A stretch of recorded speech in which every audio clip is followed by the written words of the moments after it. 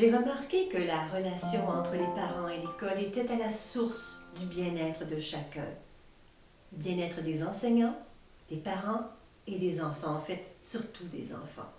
Que la qualité de la relation entre les parents et l'école, ça affectait grandement le climat scolaire pour un enfant, le climat de travail pour un enseignant et le climat de toute l'école, le climat de la communauté pour un parent. Mais pourtant, on la néglige, cette relation-là. On ne s'en occupe pas comme on devrait s'en occuper. On manque d'outils, on manque de stratégie. Les enseignants ne savent plus quoi faire. Souvent, ils sont pris au dépourvu. Les parents ne savent pas quoi dire, ne savent pas comment agir quand arrive quelque chose. Pourquoi est-ce qu'on ne s'occuperait pas davantage de la relation parent-école? J'aide les parents et les écoles à construire des ponts entre eux.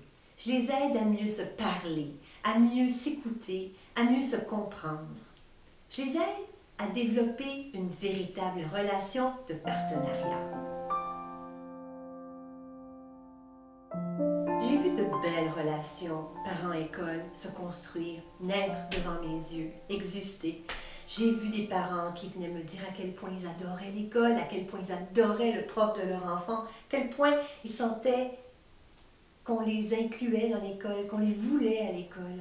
J'ai vu des enseignants me dire à quel point tel ou tel parent était formidable, à quel point ils les appuyaient dans leur mission éducative. La relation parent-école, c'est important.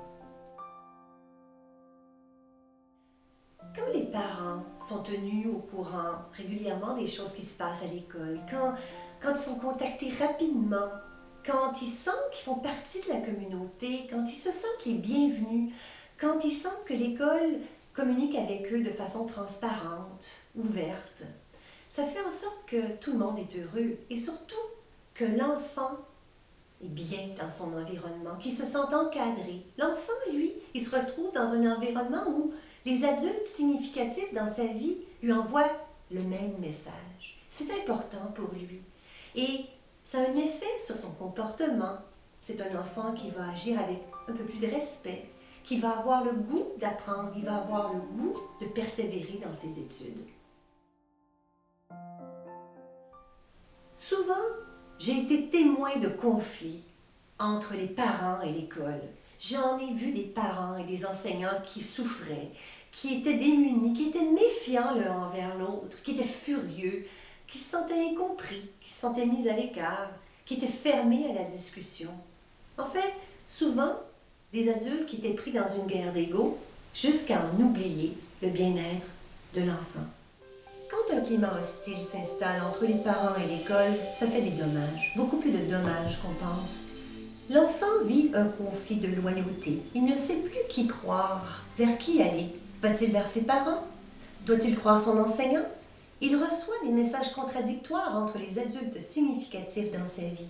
Et ça fait des dommages. L'enfant peut vivre une perte d'intérêt face à l'école, peut manquer de respect parfois envers les adultes à l'école, peut manquer de concentration, de motivation.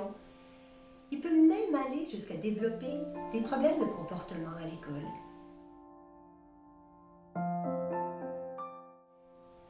À travers mes conférences, mes formations, mes services conseils, vous apprendrez des stratégies qui feront toute la différence. Vous saurez quoi faire, quoi dire, quels gestes poser, comment agir, comment prévenir. Vous saurez reconnaître les éléments déclencheurs, vous saurez éviter les pièges. Vous saurez comment désamorcer une situation délicate. Vous saurez comment ajuster vos paroles et vos gestes selon la personne avec qui vous parlez ou selon la situation. Vous saurez donc créer, école et parents, un climat de respect, un climat sain et harmonieux pour le bien-être de tous.